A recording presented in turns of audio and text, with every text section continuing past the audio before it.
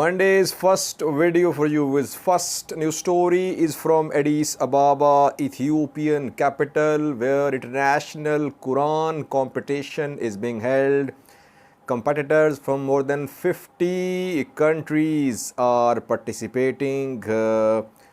Interim chairman of Ethiopian Islamic Affairs Council, Sheikh Ibrahim Tofa, played a role in securing permission for this competition to be held at Addis Ababa Stadium, where thousands are watching this program there. Second news story is about an Ethiopian teacher and analyst who has been in prison for some time. Just a few minutes ago, Federal First Instance Court ordered her release. Will she be released? Third news story is from North Wallo Amhara region, where in a shootout between security forces and Fano members, some casualties are being reported. Fourthly, we have pictures for you from a detention camp. We know that in Afar region, thousands of Tigrayans are in detention. A few days ago, international news source confirmed that thousands of Tigrayans were taken, forcibly taken from Abala and other areas towards Samra.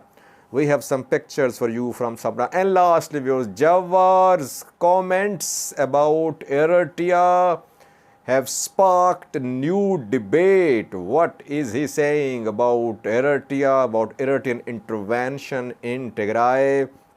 It seems that his comments are not being well received by Tigray activists, Tigray nationalists as well. What did he say? Firstly, Addis Ababa, Ethiopian capital, where international Quran competition is being held. Holy Quran is Muslims' book, holy book, and Muslim children memorize Holy Quran for centuries. They are memorizing it, and it is a way of keeping Quran in its genuine form, so that there could be no alteration in the contents of this holy book. So for centuries, Muslim children memorize the Quran, and memorization competitions, recitation competitions are held. At Addis Ababa Stadium, this competition is being held. You can see pictures from Addis Ababa Stadium.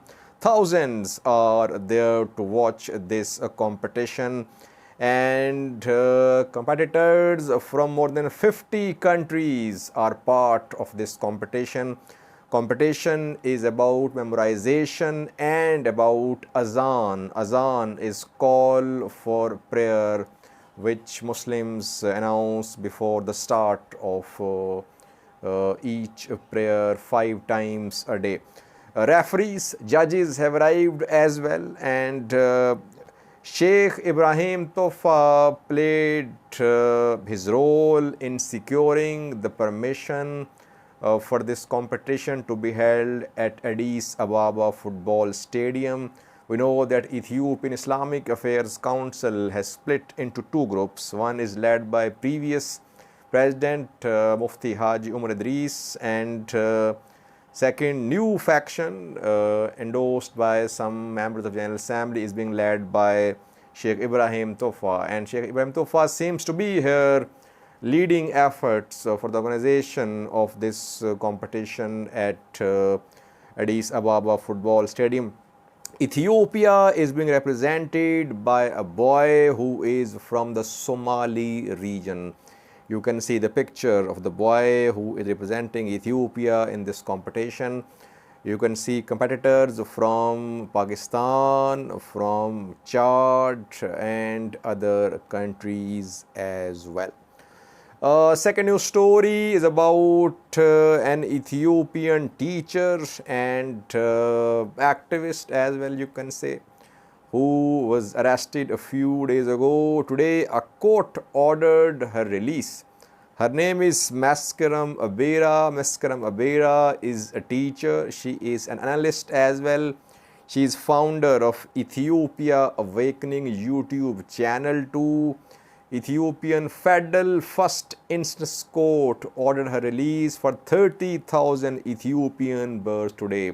Question is, will she be released or not? Because we know that a Federal First Instance Court ordered the release of Temesgen Desalegn, Solomon Shome and Jawar Mohammed, but police filed an appeal against that decision and higher court revoked bail orders of the lower court. So what will happen in the case of Meskera Abera?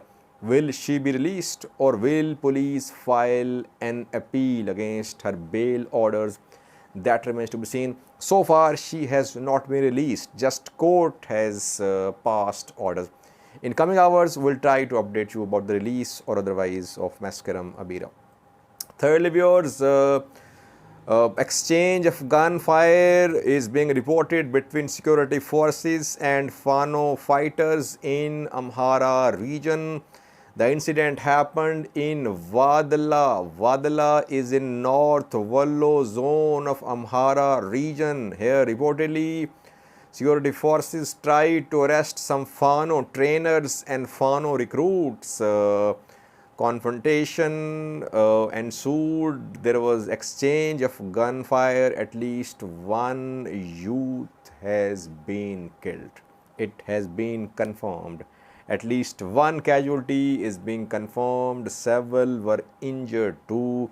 Security forces are in control of the situation, but one casualty on Fano side has been confirmed by several sources in Wadla. So you see that operation against Fano is underway despite government's denial. Government on daily basis denies that it says there is no action against Fano. Action is against criminal elements in Fano, but there is action against Fano.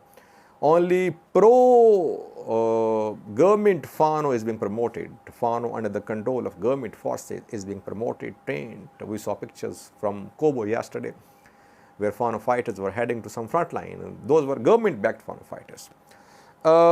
Next news story is from Afar region where we know that thousands of Tigrayans are in detention. It has been confirmed by some international news sources as well. The Tigrayans were forcibly pushed from Abala and neighboring areas towards Samra. In Samra, there is an open air detention camp. Open air detention camp. What is the temperature these days in Afar? It would be around 40. So in this hot weather, these Tigrayans are at this open air refugee camp, detention camp in Samra, Afar. You can see a picture on your screen. The picture is from Samra, Afar. Tigrayans in detention at this open air camp. Plight of Tigrayans is shocking. Detentions should come to an end. I know what government is gaining from the detentions. By keeping Tigrayans in detention, by keeping children, women, elderly in detention, what does government stand to gain? I mean, government will gain nothing. These children, women are not fighters. They are civilians. They should be allowed to live in the areas where they belong to. Keeping them in detention is counterproductive. I always say that detention of Tigrayan civilians, I don't know what purpose government wants to achieve from these detentions. Lastly, viewers, Jawar's new comments have sparked a new debate. Jawar is on his tour of Europe. He was in Germany, then France, the Netherlands, and last night he was in UK, Manchester, and he spoke about Eritrea Tigray, Eritrea Ethiopia relations and tensions. And he said that Eritrea Ethiopia, Eritrea Tigray affair is semi-domestic and semi-foreign affairs.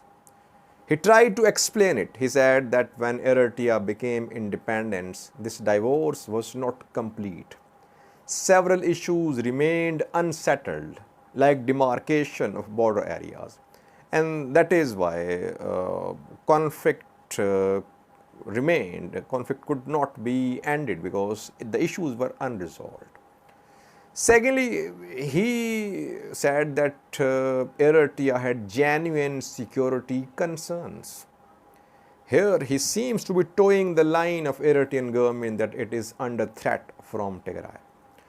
So his comments have not gone well with Oromo nationalists who are already opposing him and Tigray activists as well, especially those who support independence of Tigray, because Jawar has openly opposed independence of Oromia. He is against Oromia Republic. He is in support of multinational federation of Ethiopia. So Tigrayan activists, Tigrayan political parties which are fighting for independence of Tigray, of course, now they cannot be in agreement with Jawar. Federalist forces in Tigray have been disappointed as well by Jawar's comments.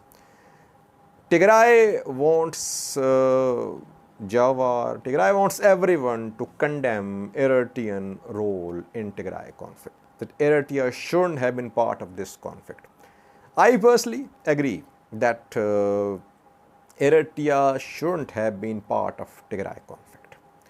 If it had genuine security concerns, it was not a way of addressing the concerns that Eritrea launched its entire military in Tigray. So I am of this opinion that this Eritrean intervention in Tigray, it will not lead to resolution. It will not lead to lesser threat to Tigray to Eritrea from Tigray. Rather, it will it has led to creation of conflict which will go on for years. Wounds are much, much deeper, which has been inflicted due to Eritrean intervention in Tigray. Tigray will try its best to take revenge. Tigray believes that its progress, its infrastructure, its society have been ravished by Eritrean intervention in Tigray. So that is why the problem is not very simple. It's not that it was just border issue, that it's a border issue now. No, it's not border issue now. It has gone beyond border issue now. Tigray and Eritrea are not in conflict over Badme now. Conflict is deeper now. And for this conflict to come to an end, there needs to be large-heartedness. There needs to be leaders who can apologize for what they did, who can make a new start. So far, I don't think it's very likely. So Jawar's comments are not being well received in Tigray. 2 days ago, he spoke about Tigray genocide, that when people were preaching Tigray genocide, he was lucky that he was in prison. But now he is saying that Eritrea has genuine concerns, security concerns. Well, we're not denying if Eritrea has genuine security concerns, but the question is how to address these concerns. Can you address your security concerns by launching your military, by launching a military offensive on a neighboring region or country? Can you do that? Thanks for watching.